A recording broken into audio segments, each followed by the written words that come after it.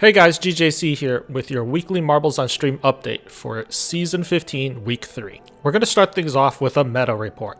This week we're going to be discussing strategies for competitive racers. This will cover useful tips focusing on energy management. In order for a racer to receive points towards the global leaderboard, the racer must have energy. Racers start with 50 points a day at 3 AM Eastern Standard Time. 1 point of energy is spent per race. Repeated races in a channel earns tiers and returned energy. Because Marbles is purely RNG based, there's no way for the racers to control the outcome of the races. Typing things such as !boost or !jump does not control your marble at all. Therefore, the skill in competitive marbles racing is in energy management. Keeping track of your energy consumption and the tier progress is the key to managing that energy. When starting your racing day, the first thing you should do is to get into every tilted race you possibly can. Tilted mode does not consume any energy. It's a reliable way for you to earn steady points. For beginners, start off slowly by racing only in a couple streams at a time. If you can manage 2 or 3 streams without missing a race, try bumping it up to 5 streams at a time. A good way to keep track of your races is in your play command in chat. For example, if I am at the 7th race in a stream and I'm trying to hit my 2nd tier, I type !play 7 out of 10. On the next race, I type !play 8 out of 10. This is a reliable way of keeping track of all your races in a stream. In the current meta, most racers feel they can race up to tier 3 20 races in a stream, often stopping at this point before deciding if they can continue on to the next tier. This brings us to my next tip. Please communicate with the streamer. As a racer playing in multiple streams, it's easy for us to forget the hard work that goes into streaming. So when entering the stream, greet the streamers. The least you can do is to give them a "Hey guys." Some of the most competitive racers out there, racing in multiple tabs, still take the time to say hello to the streamer. There's no reason why everyone cannot do the same. It's important as a racer to establish a rapport with the streamer. Let them know if you're trying to get a certain tier. Ask them how many races or how much longer they will be streaming. Communication is vital. This engages the streamer in conversation, as well as giving them a chance to help make the racer and streamer relationship a more cohesive and symbiotic one. Once you have a handle tracking races in multiple streams, you can attempt to bump it up to 10 streams at a time. Any more beyond that is for more advanced and aggressive racers. Out of those 10 streams, you're looking to get at least 20 races out of all of them. Half of them you may go beyond 20 races. As far as a red line of when you should slow down, it's always a better idea to play it safe. At less than 10 tabs, slowing down around 15 energy is a good idea. This means that you should stop dropping, wait for all your races to catch up, and evaluate which streams you are closest to completing tiers for. Slowly build your energy back up by completing those tiers.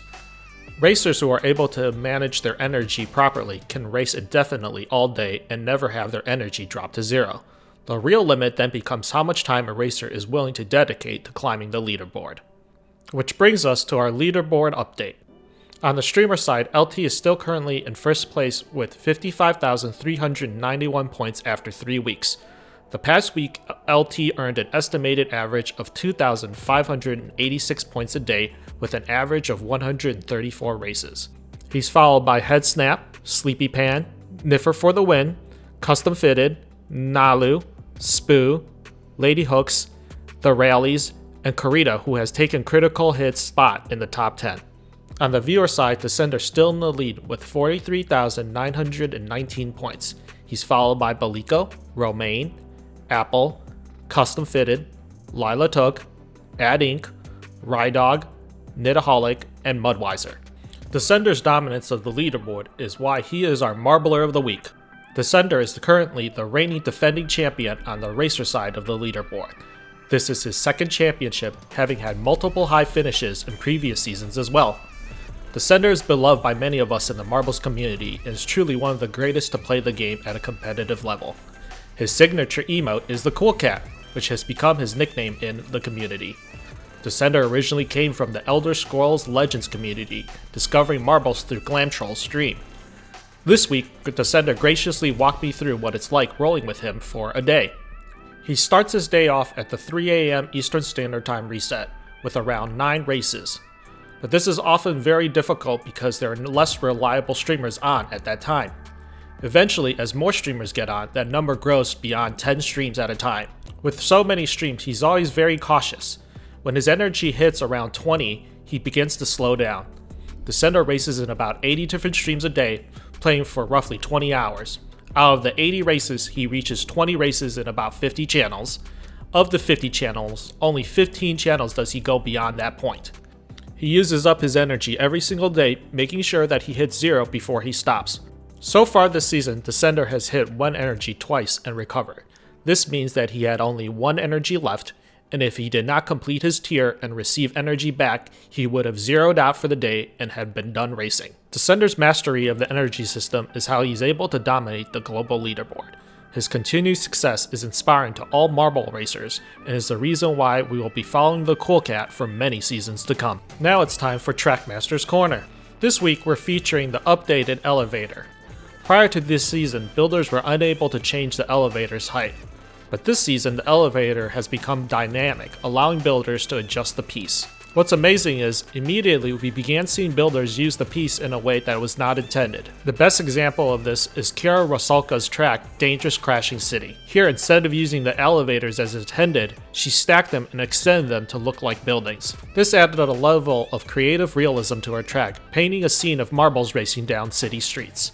The elevators double both as buildings and subway cars. This unique way of looking at pieces in the track builder and using them in alternative ways is what separates a trackmaster from the casual builder. We conclude this episode with the marble events of the week. Community Day this week will be having a change of venue, starting off instead at Standard Damage's channel at noon, then continuing with Spoo's channel. Fruit Drop will be hosting her tournament Saturday, February 22nd from 3 to 7 p.m. Eastern Standard Time. Custom Fitted will be hosting his tournament Sunday, February 23rd from 12 to 4 p.m. Eastern Standard Time. The mid-season tournament will be held on Wednesday, February 26th from 6 to 9 p.m. Eastern Standard Time and is hosted on 3 streams: Spoo, Standard Damage, and special guest Double Agent Smith. Standard concludes his busy week with a tournament of his own on Thursday, February 27th, starting at 6 p.m. Eastern Standard Time.